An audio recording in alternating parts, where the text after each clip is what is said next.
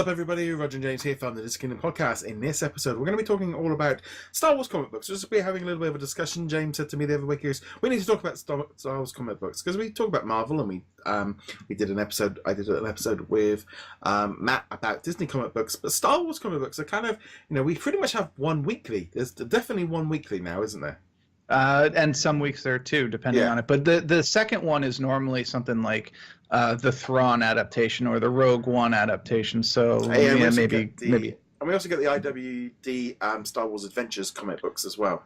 Right, which are from IDW, so not Marvel, but they're still canon. They're still part of the story. So yeah. So personally, I'm reading the main Star Wars line. Mm-hmm. I'm reading the Darth Vader story, which. It's good. That's the second series, I think, of that one. Also, Poe Dameron. I'm doing that one. I'm not doing the Dr. Afra. That's kind of one that I kind of just went, I don't know who it is, and didn't bother. I know I might be missing something, but it's so late in the game, at like episode number 33 or something, I'm just like, no, I'm not bothering with that one now. I do read the Star Wars Adventure ones because I get them to review, so I do read them as well. So I think that's... Oh, and Thrawn. I did read the first issue. Didn't read any more of them because I've read the novel, so I didn't really feel the need to kind of spend any money on them. Right. Same boat for me, except I am also reading Dr. Afra. This is the first series from the Marvel line starring a character who's literally only in the Marvel line. So she was from the original Darth Vader series when Marvel first launched the Star Wars books several years ago. It's written by the same writer. It's got a C-3PO and R2-D2 counterpart, except they're homicidal. Dr. Afra is kind of morally gray. It's a very fun series, but I also have to agree, if you don't know who the character is, if you don't have the backstory from the Darth Vader run, probably just kind of like, oh, yeah, what's going on? Although I will say Hera Syndulla from the Rebels show is currently in the current storyline. She's showing up there, so that's cool at least. Yeah. But honestly, I can't think of any real weak links in the Star Wars lineup at the moment. They're all solid, good books. The current Darth Vader run is fantastic. Yeah, that's probably my favorite out of them. And there's almost, in some ways, you've got like the different, like, because obviously Darth Vader is more like the prequel-y zone. You've got Star Wars, the main line, which is like New Hope, Empire Strikes Back zone, and then finally Poe Dameron's one is. I kind of feel like Poe Dameron they need to rebrand that one a bit.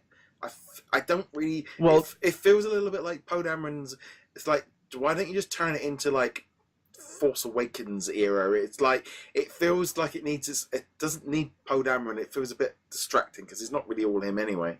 Well, in fact, I believe maybe starting with next issue, it might be 2 issues from now, they are going to be doing a jump forward, so it's no longer part of the Force Awakens, but it's in fact going to be showing what Black Squadron was up to during The Last Jedi. So it will be getting a change, and I don't think Poe is going to be in it because Poe is in The Last Jedi. Yeah. So we're going to see what like Snap Wexley and the other Black Squadron pilots are up to, which Pirates. I'm personally...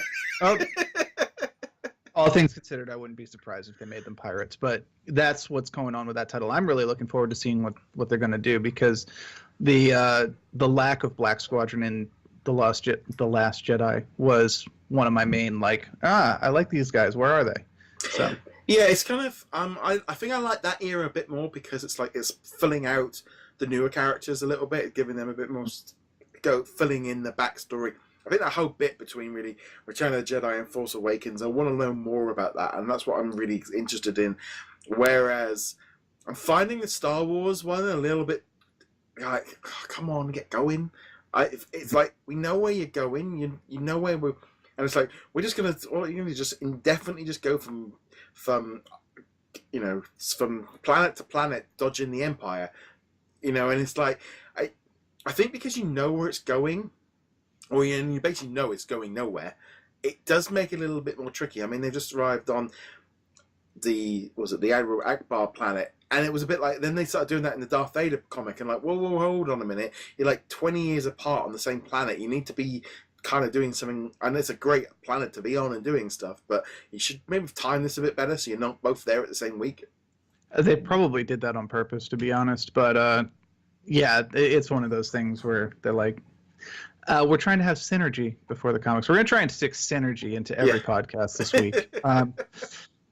They did that back in the Dark Horse era too, before Marvel took over the license, but just as effectively or head scratchingly, depending on how you view it. But yeah, we'll see where they're going with that. I'm much more interested in Poe Dameron post Force Awakens or Last Jedi. See what's going on there. So that's a title I'm very much looking forward to, and it feels like it's in a holding pattern right now, which is why they're doing the whole Mon Calamari story right now. So it just kind of feels like, in some ways, they need their own individual storybook series just on the new characters. Let Finn and Rey and Poe and just fill them out a bit.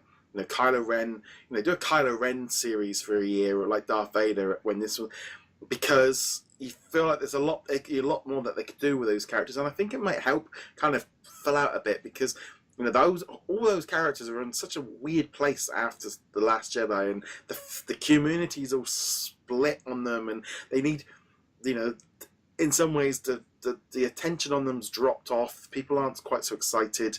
It's a bit of an odd one for them to do. I mean, whether or not they end up rebooting and doing something with Solo for the rest of the year, and I wouldn't be surprised if we see a Solo story go off and see a little bit more with those characters. Well, we already know there's going to be a Solo comic. There's also going to be the Solo book, Last Shot, I think it's called. But yeah, we already know there's going to be a Solo story. Now, whether or not it's just going to be an adaptation of the movie or if it's going to be its own thing, we don't know yet.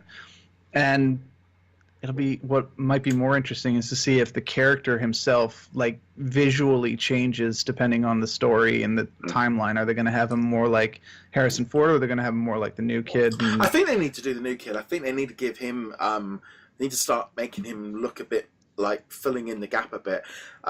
It's definitely odd. It's an odd one with Star Wars. It's sometimes I do find it good to read. I do like reading a Star Wars book a week, because it's quite a refresh from the Marvel side of things. It feels separate. It feels completely different. We're not about superheroes. We're off somewhere else.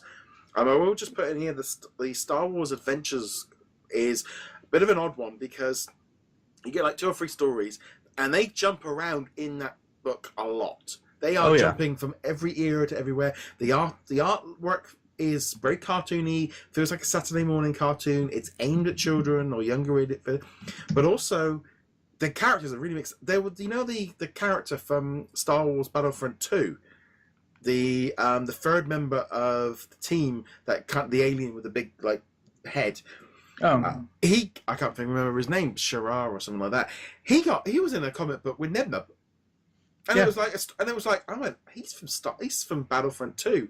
I think even the writers themselves were like, yeah, he's actually being incorporated into other stuff now. And I was like, that's cool. And the storylines in that it's a lot more fresh. It's a little bit more fun. And some of the times they're a bit more kiddyish. But I kind of like that that Star Wars have been allowed to do something for kids, because sometimes it gets lost a bit. The adults get a bit too much for it. And it's also worth keeping in mind, the Star Wars adventures, they're normally one-off, or they're only 2 or 3 parters. And even the 2 or 3 parters end up only being about 20-something pages because of the way they're splitting the books up. It's kind of nice to just have that one-and-done story. The stakes aren't Starkiller Base Mark III has shown up. It's just, Hera and Leia are hanging out in the Hoth base, and they have to escape a Wampa. That's one of the one-shot spin-offs, but still. I'll be honest, I think the Star Wars Adventures are better than the Forces of Destiny books. I think they are a lot better than those ones. Oh, yeah, but that's also because they have a specific purpose, where the Forces of Destiny was really more like, tell a story with this character, but it can't be consequential. So, but there's room for that too, because not every story has to be saving the galaxy. Sometimes the little more down to Earth or down to Tatooine, whatever planet you're on, they're needed to fill out these characters, and not every single thing that the characters do is going to be grand and epic. The regular Star Wars title, the Darth Vader story, the Poe Dameron story, those are ones where you can tell the galaxy-changing events, where they go back to Jeddah and have to fight off a giant mining machine, which was weird as heck, but whatever. Yeah. that series completely confused me. That book was it was like, we started off as a Rogue One kind of tie-in, and it kind of, he was in this cave with these weird-looking, cool people, and like, hey, and then suddenly we ended up on another planet. I'm like, well, you started a story with one thing, with trying to connect it to Rogue One, and in the end, you kind of was like, we don't really know what to do with this, and we better blow some big equipment up. Also, kind of, I definitely feel like the Darth Vader one is kind of the strongest because it feels like it's filling in the gap a little bit, but also it's all about setting him up as the bad guy.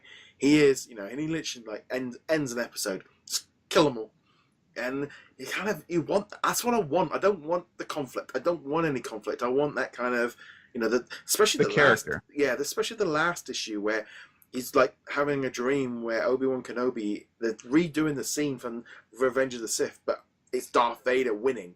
And it's like, it just looks stunning.